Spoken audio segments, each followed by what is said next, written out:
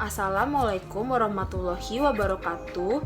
Perkenalkan, nama saya Megita Selena dari jurusan Sosial Ekonomi Pertanian, Prodi Agribisnis. Di sini saya akan menjelaskan materi tentang hakikat paragraf.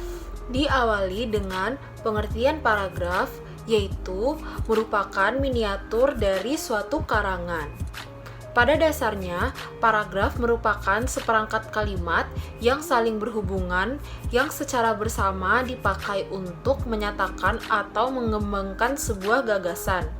Paragraf mempunyai ide pokok atau gagasan utama yang dikemas dalam kalimat topik, yang dimana salah satu dari sekelumpulan kalimat dalam paragraf merupakan kalimat topik, sedangkan kalimat-kalimat lainnya merupakan kalimat pengembang.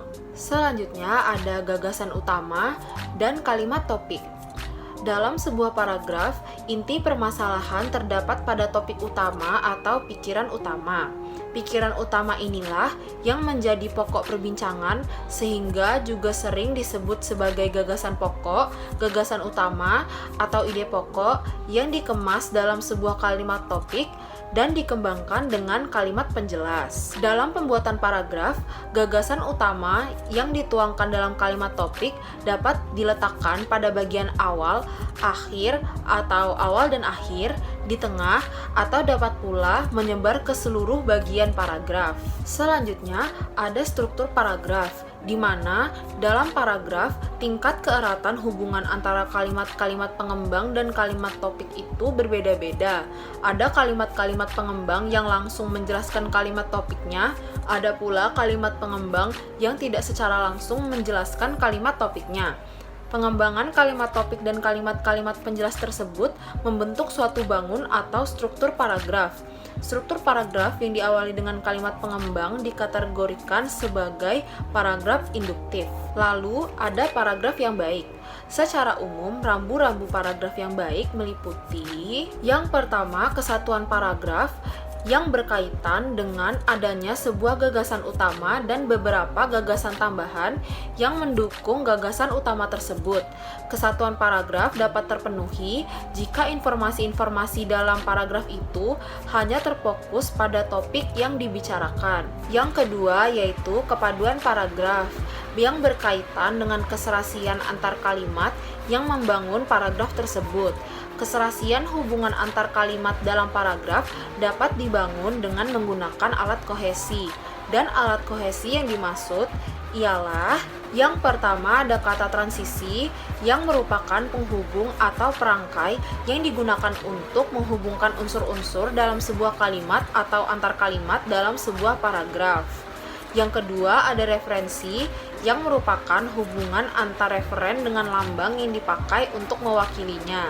Yang ketiga ada substitusi yang merupakan penggantian konstituen dengan menggunakan kata yang maknanya sama sekali berbeda dengan kata yang diacunya.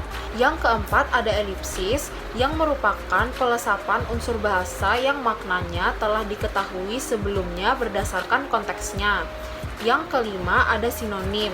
Sinonim merupakan ungkapan baik berupa kata, frasa, maupun kalimat yang maknanya kurang lebih sama dengan makna ungkapan lain. Yang keenam ada antonim. Antonim adalah oposisi makna dalam pasangan leksikal yang dapat dijenjangkan. Yang ketujuh ada hiponim. Kehiponiman adalah hubungan yang terjadi antara kelas yang umum dan subkelasnya. Yang kedelapan ada kemeroniman. Meronim adalah hubungan makna yang terjadi antara bagian-bagian sesuatu dengan sesuatu itu sendiri secara keseluruhan. Dan yang kesembilan ada repetisi atau perulangan yang merupakan penyebutan kembali suatu unit leksikal yang sama yang telah disebut sebelumnya. Selanjutnya, rambu-rambu paragraf yang baik yang ketiga adalah kelengkapan dan ketuntasan. Aspek kelengkapan ini terpenuhi jika semua informasi yang diperlukan untuk mendukung atau menjelaskan gagasan utama sudah tercakup.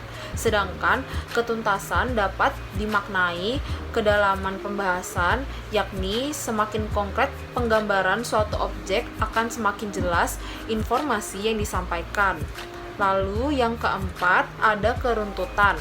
Paragraf akan runtut jika uraian informasi disajikan secara urut, tidak ada informasi yang melompat-lompat sehingga pembaca lebih mudah mengikuti jalan pikiran penulis. Yang kelima ada konsistensi, di mana penulis harus menetapkan sudut pandangnya terhadap calon pembaca tulisannya secara konsisten. Sekian video dari saya, kurang dan lebihnya mohon maaf.